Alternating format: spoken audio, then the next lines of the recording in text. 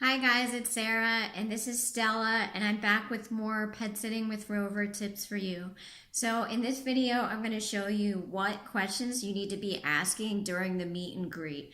And if you've joined Rover, if you haven't yet, there is an affiliate link under this video. But if you've already joined and you're stumped about what to say in your profile, and you have a hard time writing with yourself, I made a free checklist for you to download.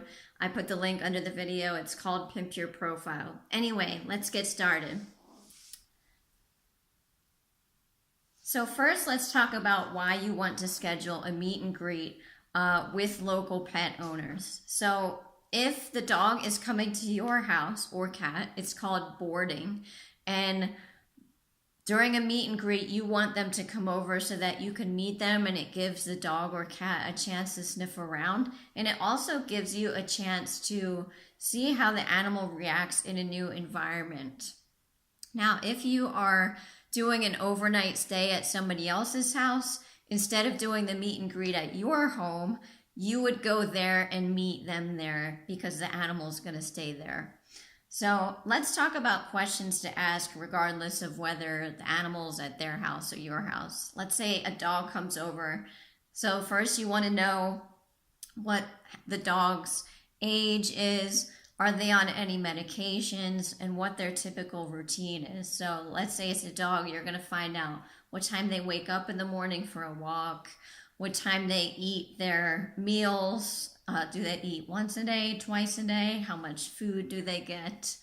You also want to know, are they microchipped? If they are microchipped, you want to make sure that you write down that microchip number somewhere, because if that dog for some reason runs away or gets lost, you'll be able to track down the dog with that microchip number. Now, I've never had that happen, but I have found a lost dog and was able to track down who its owner was with the microchip number. So that's why you want to ask that. It's important to get the actual microchip number.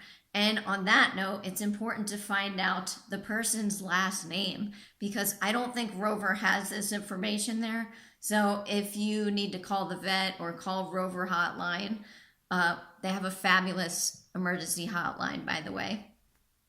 You're going to need to know this dog's owner's last name or cat owner's last name. So, okay, we have emergency contact, you have their routine. You also want to know, have they ever stayed with a pet sitter before? And usually you'll be able to tell if the dog is really nervous or scared or anxious, because they will be barking or peeing or doing something else. Now, the reason why you have a meet and greet is because you want to make sure that this animal, dog or cat, whatever, is a really good fit for you. Because if it's not, it can be a pretty miserable time. So I've turned down clients a lot, and people appreciate that you won't just accept any client. It shows them that you care about their pet and their pet's well-being. So if you want a checklist of these questions that you need to ask, I'll put a link down below to my pet sitting blog where you can see them all and take a look at them there. Thanks again for watching, and make sure you hit subscribe because there's going to be more videos in this pet sitting series.